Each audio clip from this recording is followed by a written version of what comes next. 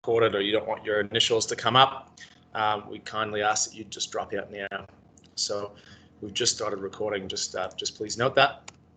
I'd just like to acknowledge our partners in the series. We've got Royal Lifesaving Society Australia, Commercial Aquatics Australia, OTM Planning Group, YMCA Victoria, the Victoria State Government Health and Human Services Department, Belgravia Leisure, Cleaning Melbourne, VACA, Aligned Leisure, our Watch Around Water accredited facilities, EcoSave and Western Leisure Services. So today's session is on incident and emergency management. We've got Craig Roberts from Royal Lifesaving Society Australia. Craig probably should need no introduction. He's been on the series already, I think, once or twice, and there's a couple more coming up from Craig. There's a lot going on at Royal Lifesaving Society Australia, and more generally in terms of research, workforce profiles, risk management, development of new guidelines, etc. So Craig has a wealth of experience. His background is in emergency planning prior to working for Royal Lifesaving Society Australia, and obviously Craig has been instrumental in the development of the latest iteration of the GSPOs and chairing the National Aquatic Industry Steering Committee. Note as well, we've got a few upcoming webinars. So next week we've got a facility application of the supervision GSPO. We've got Alec Olszewski from Western Leisure Services. We've got the following week asset management, Steve Miko from Commercial Aquatics. Dave Florence from Cleaning Melbourne is going to talk about cleaning during COVID-19 and beyond, and what kind of cleaning products you need to use, how you need to clean the areas, what kind of plans you need to put in place. And then we have a TBC presenter from Western Leisure Services talking about in-water non-traditional exercise, their sort of aquafit program, and ways that you can start to get people moving in the water using, still using your physical distancing requirements. So without further intro, I might pass over to you, Craig. If you can unmute yourself and come online here, it'd be great to hear your presentation. Thanks. Yeah, thanks very much, RJ, and thanks very much to everyone who is online. I'm just going to share my screen.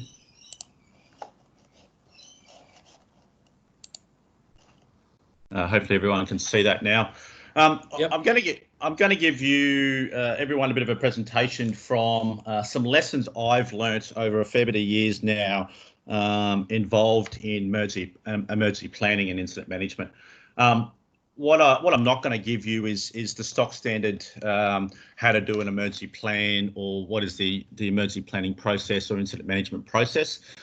Certainly the guidelines provide that, and if you go online, there's 1,001 different steps that you can do. But during sort of my years in both sort of high-level emergency management and incident management, there's a number of things which I still use today, and hopefully they're applicable to you guys in terms of that space. I'm going to start back in 2001. Obviously, a fairly significant event occurred in 2001 with the Twin Towers. But from my perspective, that's when my emergency planning career started. And I'm going to use a number of scenarios to give you hopefully some key lessons that you can take home that is really important to the emergency planning process in that sort of space. Bit of background for you. I started my sort of aquatics career up in Queensland in the South Bank Parklands. So for those who don't know, that's an aerial view of the Parklands. There's 3 pools, but it's a fairly large precinct. So South Bank is actually 17 hectares of parklands, a number of eateries. It's right on the bank of the Brisbane River. And as a lifeguard supervisor, your role is not necessarily just the pool, but the lifeguard service there has responsibility for first aid and part of the safety team for the entire precinct, which is a bit unusual in terms of what sort of most of those facilities are. On the screen there, if you can see the water area, but there's two white buildings just behind the pool there. Underneath those, into the grass area, is the plant room. So it's completely underground. It is the plant room when you go down behind those areas there into the plant room, and that's going to become evident later on into what happens. One of the biggest challenges in August 2001, just before that, I became the lifeguard supervisor, and I was sort of thrusted into what is now known as the Commonwealth Heads of Government, or CHOGM, meeting. It was intended to be run in Brisbane City, as well as at South Bank in the arena there as well. 45 international leaders and their large entourage as part of that. The first exercise I did was called Exercise Lizzie, based off Queen Elizabeth with the Commonwealth. And what we did is we had two teams, Team Alpha and Team Beta. Team Alpha was an emergency planning team, which had to design a range of emergency plans for the Commonwealth Heads of Government. And Team Beta was a team that had to design an emergency exercise in tandem, but 6 weeks prior to the CHOGM event, the exercise was conducted. So that was a fairly large multi-agency emergency planning. But if you know the way in which South Bank operates, is South Bank is actually private land. It's not council or government land.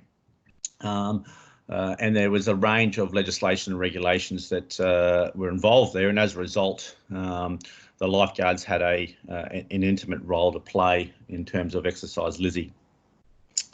In terms of, I was involved in Team Alpha with the emergency planning team, but then when the emergency exercise came, we were part of the response team to the emergency exercise in that space. The scenario was a major chemical leak. We were expecting a bomb threat or something like that, considering the nature of mass events like that. But interestingly enough, the scenario was a major chemical leak in the plant room, which forced a mass evacuation of the parklands. And now when we say mass evacuation, we're talking 70 to 100,000 people. That's what the peak of the parklands was. And as part of that, a number of dignitaries and members of the public were casualties, with a range of injuries in that sort of space. The exercise was conducted in its entirety, and we had a full debrief and lessons learnt as part of that process. Interestingly enough, the history-wise, CHOGM actually didn't go ahead in Brisbane because of the September 11 actions, and on the 28th of September, John Howard cancelled the event in that sort of space. So unfortunately, the planning exercise and all the work and preparation work, most people thought was for nothing in the end. But one of the key things that came out of all that planning, all that incident, was that on the 5th of November, is that South Bank actually had a real life scenario where there was a major chemical leak in the plant room. While the dignitaries weren't there, certainly November was a very peak time, a hot time in that sort of space, and the mass evacuation and a couple of casualties as a result of the evacuation, not necessarily a chemical leak, actually occurred on that day. One of the key things that we did during the process of the Team Alpha and the Team Beta coming together was that we documented those lessons learnt, and we had started to put things into place as a result of those lessons learnt, so that if a real life situation came along, that we could obviously learn from those different things.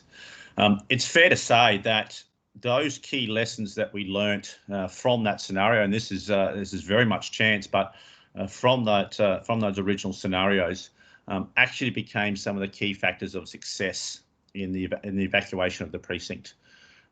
So in terms of some of the vehicle access and some of the pedestrian access or egress that lessons learnt from that sort of space became vital in trying to get 70,000 people out of an area to an exclusion zone where it's safe to do so, and trying to do that when emergency services like the fire and the hazmat teams are trying to get in, as well as your ambulance, and set up emergency posts, was a real key factor in that scenario, and one that I've certainly learnt going down in terms of making sure that any scenario can happen. What's the big one there is that you can never spend enough time planning and exercising. And I've lost my screen, so I don't know what's going on. Can you see my screen, RJ?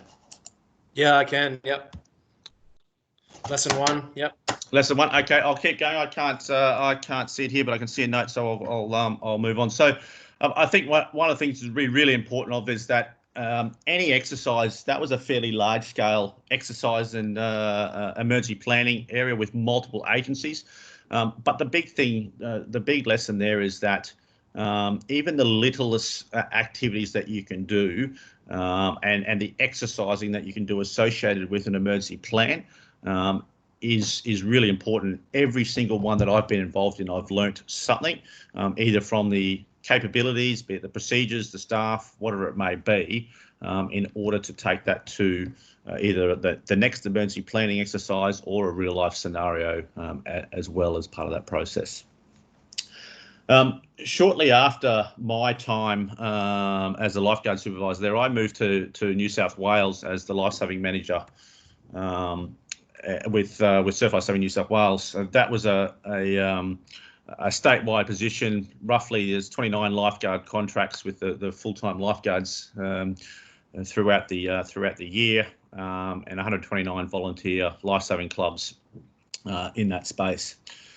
One of my original tasks as part of that role was to do an environmental scan, a situation analysis of our operational procedures, and develop some new standing operating procedures and induction and training processes. So not too different from what many of you would do as duty managers or facility managers in aquatic facilities.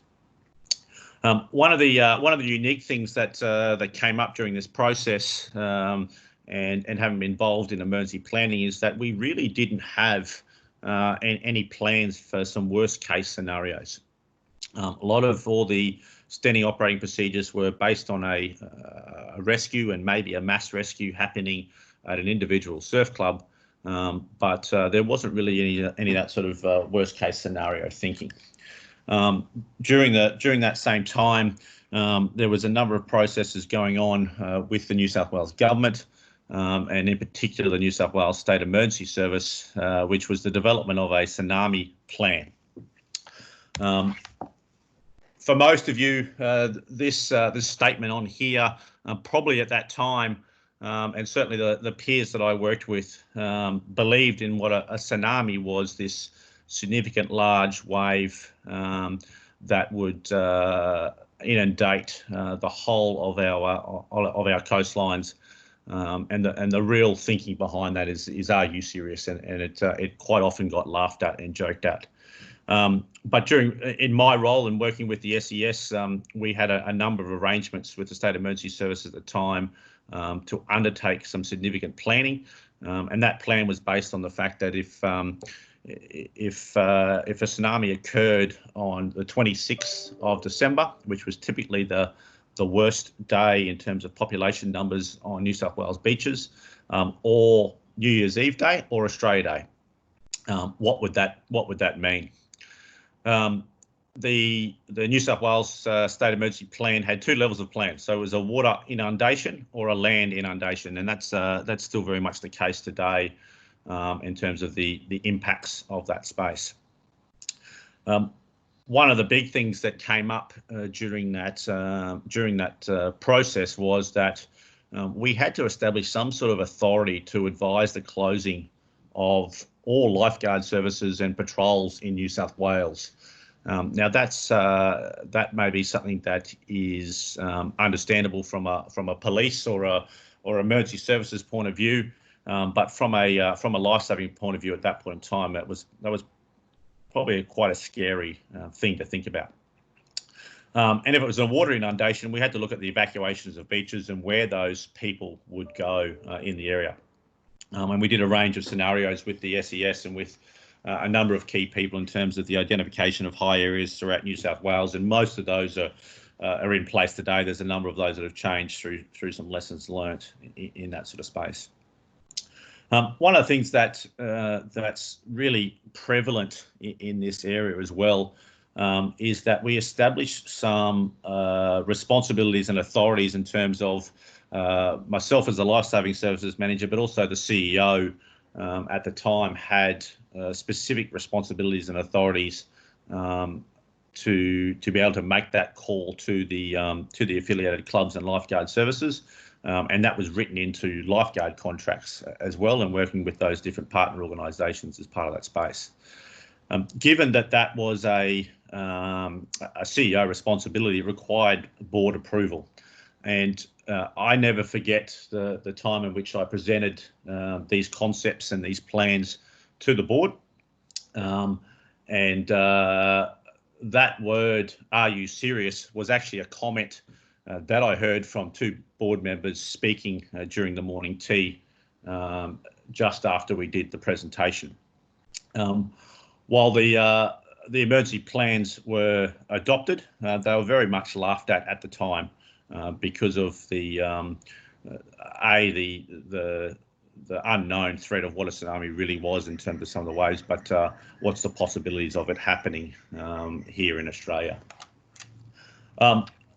This is the scary thing, though. That occurred in 2006, 2007, but since that time, there's been 6 cases in Australia and 5 cases where New South Wales has been impacted by a tsunami. And it's something that I've used in different presentations as well, in thinking that now why the impacts certainly weren't what we know in terms of what happened in Sumatra or Solomon Islands and those different places to those different areas. There were impacts to the New South Wales coastline. There were impacts to different parts of the area there, and now that plan has been put in place and refined, and obviously there's some serious lessons learnt over the time as part of that place. My lesson to you guys is, and it's something that I see quite regularly, and I've even seen it during my time working with Royal Lifesaving in aquatic facilities within Australia. Thinking it can't happen to us, I think, is simply the biggest mistake of emergency planning. What it does is it limits the scope of your thinking. It limits the possibilities of things that you put into place, of what's going on.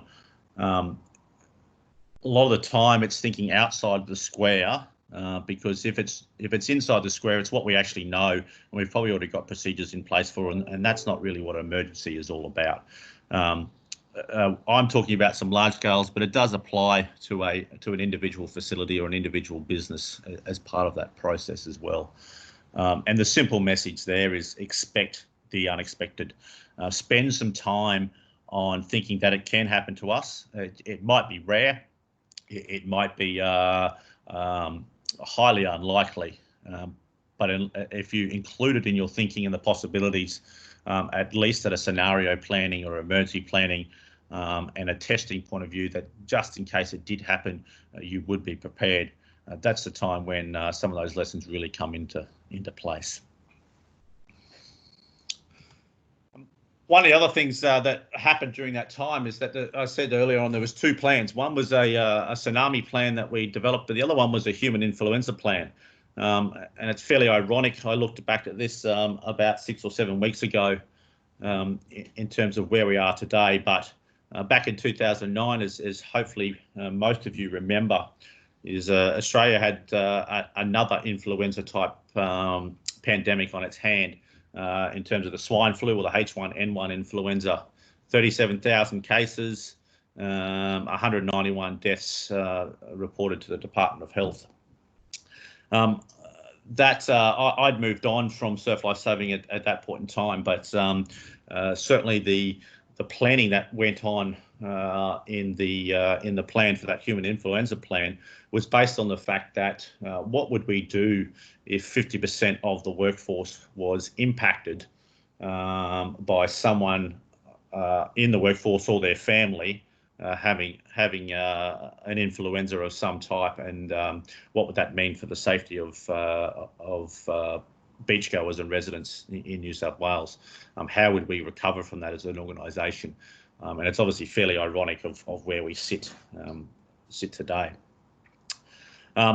But one of the key things at this point in stage is I'd moved on to working with Emergency Management New South Wales.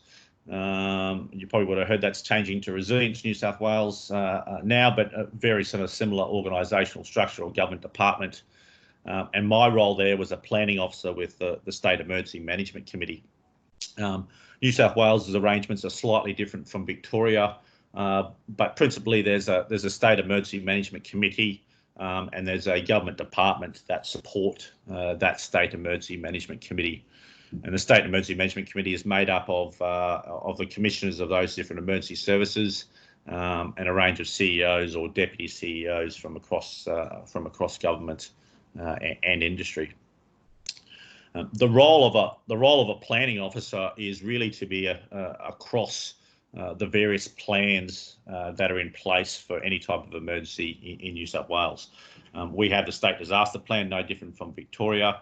And there's also a number of what's termed sub-plans or supporting plans in that sort of space. So the sub-plans are those that are based on a particular hazard, bushfire, human influenza, whatever it might be, and the supporting plans are those sort of supporting agencies or services that provide support to the system.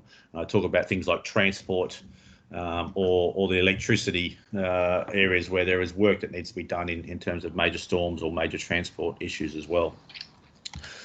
What most people don't know at that time, and certainly it'd be in the archive files, is that we were dealing with another ship, another Princess ship at the time during the H1N1 called the Dawn Princess. The Dawn Princess is based out of Australia, cruising out of Sydney and Melbourne. It goes to New Zealand and parts of the Pacific Island. I think it goes across to Fremantle and different parts of Southeast Asia at different treks as well. Fairly large ship. It's around about sort of 970 rooms.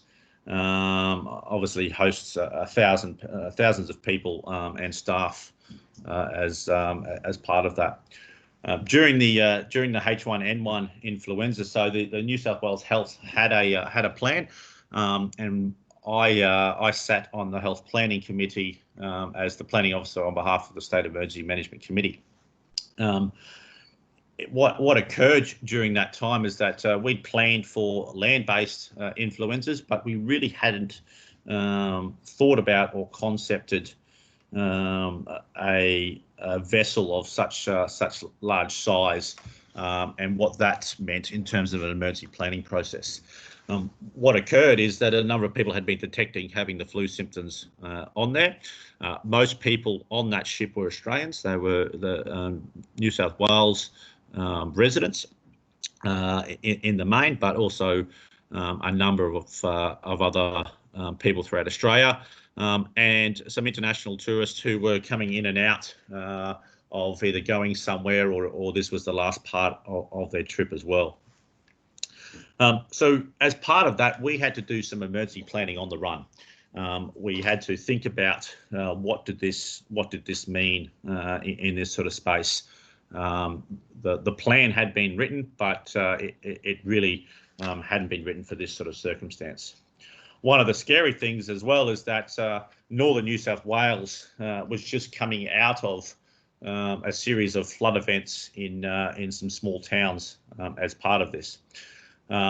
So while part of the team was dealing with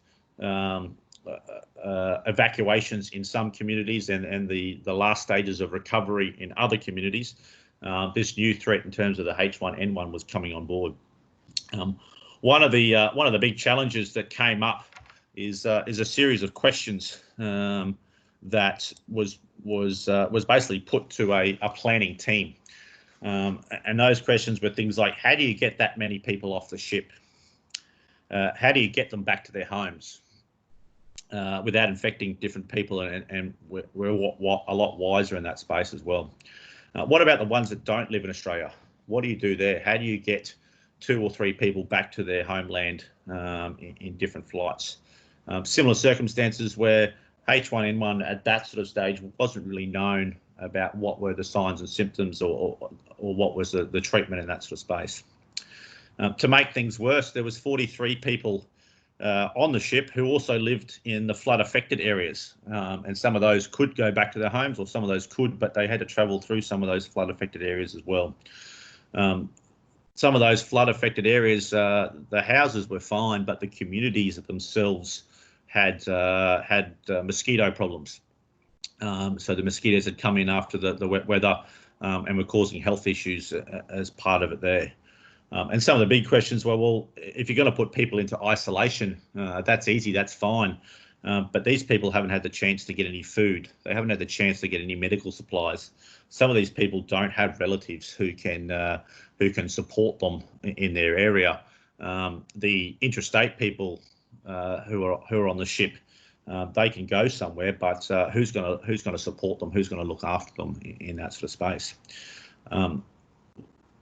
At the time, the head of the police set up a planning committee. We were involved in that planning committee, and my role was to establish the plan as we would do in terms of those people getting off the ship, and getting restricting the isolation issue, specifically with those people.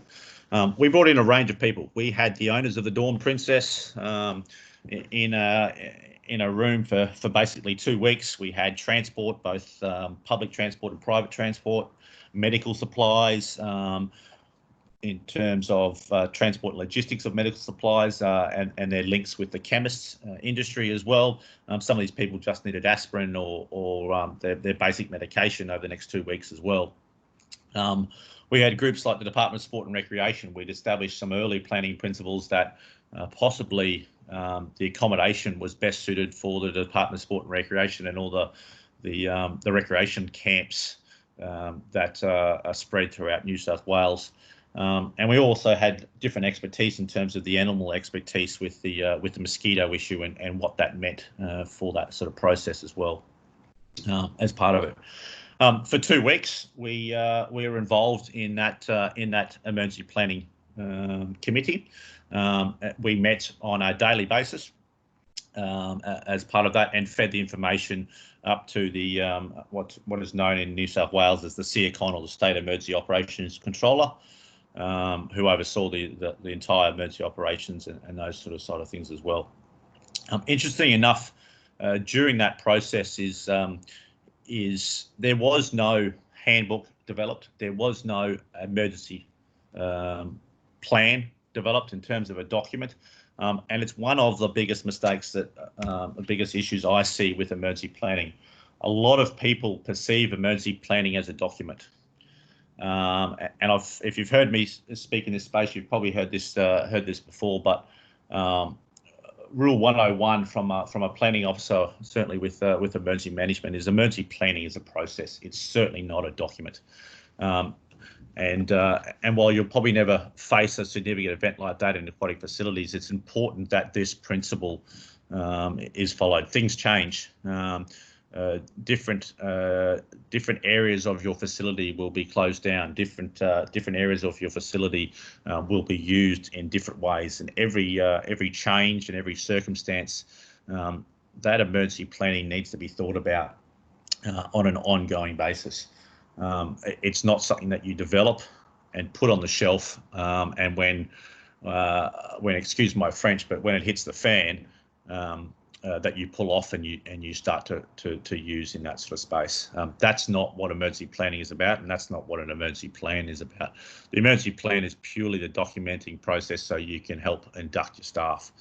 But the real true lesson is that it must be a continual planning process. It must be something that the managers and the management team, but also the staff, revisit on a regular basis in that sort of space.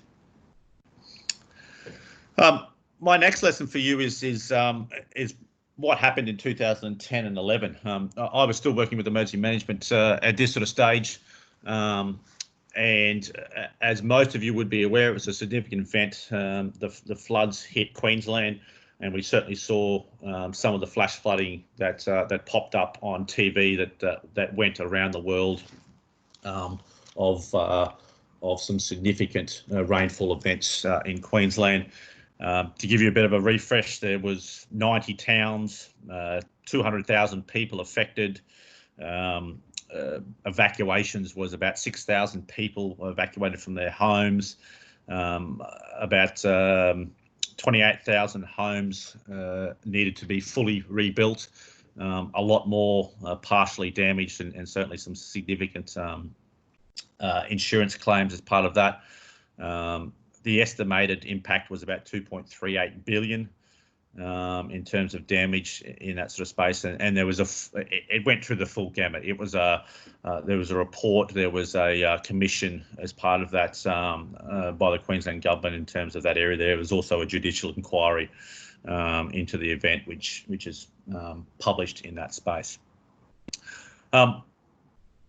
The big question in my role in New South Wales was that we were asked in terms of the planning team is that, what if it happened to me? What if it happened to New South Wales? These were some unique events that happened in Queensland, and we talk typically in floods of the 1 to 100 event. If you look at some of the reports in the Queensland floods, this was not a 1 in 100. This was sort of a 1 in 200 or 1 in 500 year event.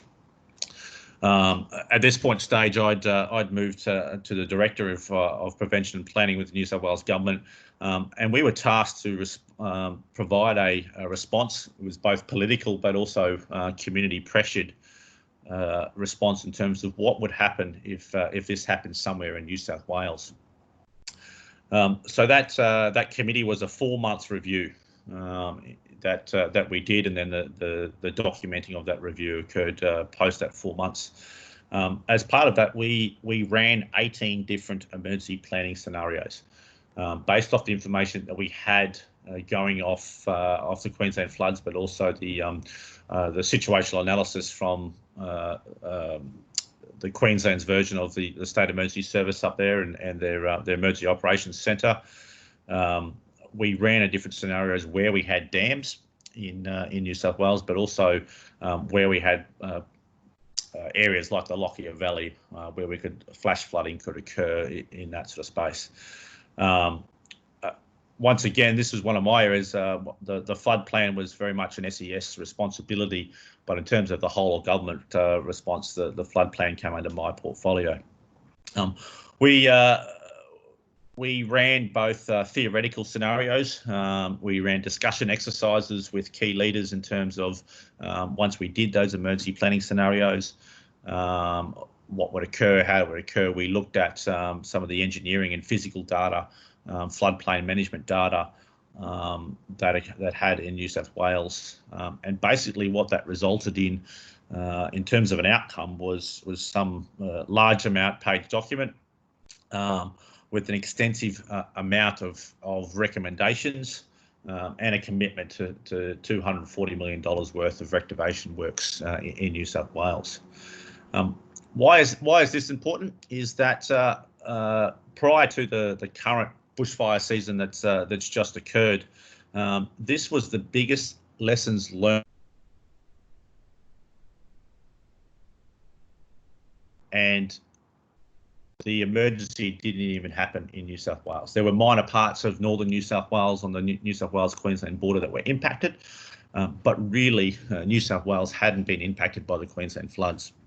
But the largest lessons learned in the flood world, and certainly in the floodplain management world and dam safety world, occurred as a result of this incident. And that's my fourth lesson for you, is lessons don't come from within your facility and the incidents that come from your facility. Most lessons come from others' mistakes. And that's not to say that other aquatic facilities will make mistakes or make errors or whatever it might be, and it could be even not aquatic facility. But the importance there is to learn from others and other instances. Those of you I've presented on the recent case in New South Wales at the last sort of pool safety summit down in Victoria, and obviously there's been a range of cases in New South Wales, which many of you have learnt as well. But this is one of the most important ones in terms of understanding that the lessons that you learn and the policies and procedures and the capabilities and the resources that you should have in place, the induction and the training and those different types of things probably won't come from within. It'll probably come from the external, especially in our environment where we're very fortunate that there's not many cases that are certainly of a significant nature where emergency planning is really needed. My last one for you is I moved from Emergency Management New South Wales into aviation. I was a strategic development manager with the Westpac helicopters. Some background information for you there is a rescue helicopter like that is called a Class A aircraft or operation. It deals with exactly the same legislation and regulations as a Qantas or a Virgin or a Boeing 737. Looking back now as well, the helicopter operations are very similar to aquatic facilities in my mind. There's an extensive range of legislation, requirements, regulations, Australian standards, varying aspects in terms of the design, maintenance, and scheduling of maintenance of aircraft and liking that to pool plant and different facilities. But there's also the element of human safety, the individual staff that are involved in the helicopter operations, but also those in and around an aircraft. One of the this image here is based off a land-based search and rescue that we did in the mountains, in the snowy mountains. So our work included aeromedical, water-based search and rescue, be that flood or ocean or surf, but also the land-based search and rescue environments as well. As part of our risk register in a normal sort of corporate risk register was that a crash of the aircraft, regardless of the significance of the crash, so that's probably an important thing, but a crash of the aircraft into the water or onto the ground was perceived as our most significant risk in terms of branding, funding, reputation, staffing, partnerships, and obviously safety as well. Legislation and regulation is done is we did an extensive amount of scenario planning on a regular basis. The staff talked about this regularly on an operational shift, but we had an extensive amount of scenarios which we looked at, and we used the reason model for accident causation to really try and understand this process. The Swiss cheese model, as some people might know, it's a risk analysis tool if you're not aware of it. It's used in aviation, engineering, healthcare, emergency services, and it's fairly heavily used in computer security as well, in terms of the different layers in that sort of space. And it's about asking why, and typically it's used as a root cause analysis in post incident investigation. But here's an example of and with this sort of 5 whys, how it could relate to any type of aquatic facility in that sort of space. In an emergency planning scenario, you can use this both for a mitigation measure, but also as an emergency response measure. And we've used this, and I've used this quite a fair bit.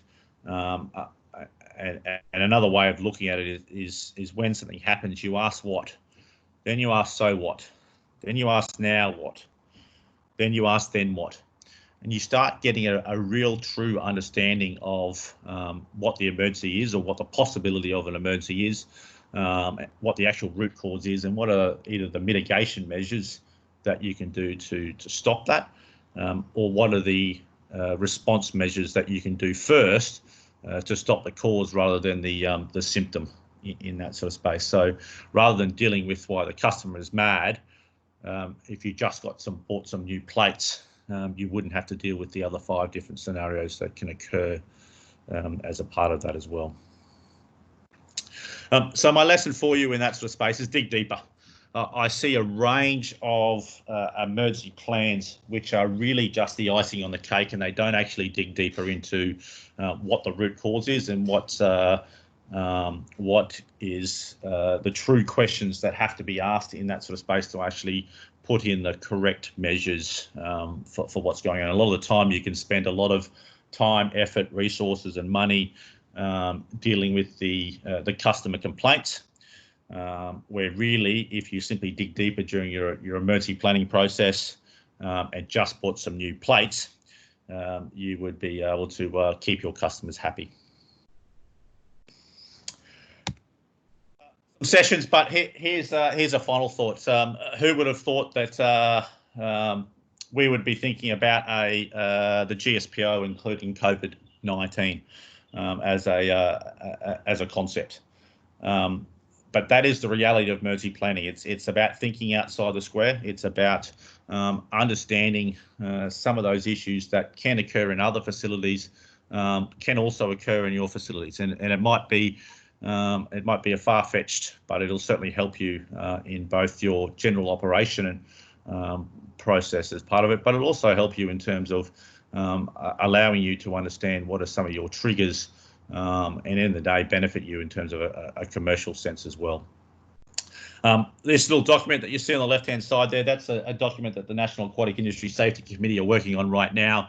It's in draft. I know RJ is going to be talking to the Victorian industry, and Rhiannon is going to be talking to the Victorian industry about this. We're going to adopt a version 1 pretty much straight away and go out to industry for feedback, and then a version 2 to help aquatic facilities once they're open in some form or another to understand some of their risk management and safety responsibilities under the current climate that we have. Thank you very much. Hopefully that wasn't too long and tedious. Hopefully you got some benefits out of some of those key lessons that I've learnt over my time, and it's something that you can take back to your aquatic facilities in the space as well. Thanks, Craig. So everyone, feel free to ask Craig some questions. You can just drop them into the chat bar. I've forgive my typo. I just dropped in a little comment there just to sort of prompt where that is. So you should see a little notification. Craig, quite a broad-ranging presentation, and root cause analysis and the recent model for risk management. Really interesting content. One of the learnings that we have as well is how emergency planning and that sort of integrates with the wider municipal emergency management plans, because as you'd well know, Craig, I'm not sure if everyone out there knows, but we have a national emergency management plan, we have state emergency management plans, we have municipal emergency management plans, and then we have local facility emergency management plans as well. And sometimes, quite often, really, they don't, where they might speak to each other at a federal and state level, and maybe even a municipal level. Sometimes there's a disconnect between the facility and the municipal level. And there's really good, particularly in Victoria, there's legislated responsibilities on local governments to have what we call a MEMP, a municipal emergency management plan, and really good processes that are well rehearsed, and emergency planners get together and they do drills, like they do a drill at the MCG where there's a big statewide incident. But sometimes all of those mechanisms around communications and critical incident teams and what the chain of command will be and who's going to step in and be the incident controller and all of those types of things, they don't necessarily speak to the local emergency management plan. And then aquatic facility has a local emergency or a critical incident, and they haven't availed themselves of the resources that are available to prepare for those incidents. So something for everyone to think about out there is, what does your local municipal emergency management plan look like? Who's in charge of it? And how does that speak to your local emergency management plan in the facility as well? I don't know if you've got any sort of comments on that, Craig. Yeah, I think, look, certainly from my experience, I don't talk about the plans at a municipal level. I talk about the people. From my experience is that the ability to pick up the phone and have a conversation with someone you already know, someone you've done a training exercise with, and be that police, fire, ambulance, state emergency service, the local government representative, be it the asset manager or the facilities manager or whoever it is vital. And that's where I'm sort of getting back to that point about it's a process with people. Doing it in isolation never works. You just end up down the same road. It's really a process with people that you take a journey on, and a collective thought as part of that integration as well. And the second part of that is, don't think that emergencies happen just within your facility that are the ones that affect you. You would have seen on one of my slides there as well, in terms of an image in terms of that these can happen to anyone. That during the Queensland floods, there was a number of aquatic facilities that were simply shut down during that time. There's been chemical spills throughout. There's been bushfires that have affected facilities as well. And some of those things didn't even occur within the facility, but it was part of that partnership arrangement and those MEMPs of the world that allowed to some of the effective response in that place. Yeah, 100%. So if there's anyone listening here over the next sort of, and I'm probably just filling a little bit of time here, but over the next month, we had Craig, just to fill you in, yesterday our Premier announced around the same time as the National Aquatic Industry Committee was meeting that we're still in stage 3, and they've added one additional reason that you can leave home, which is to go and visit friends or family. But effectively what that means is pools are still closed. And they gave some indication on outdoor rec of up to 10 people, but DHHS has provided advice that pools are to remain closed.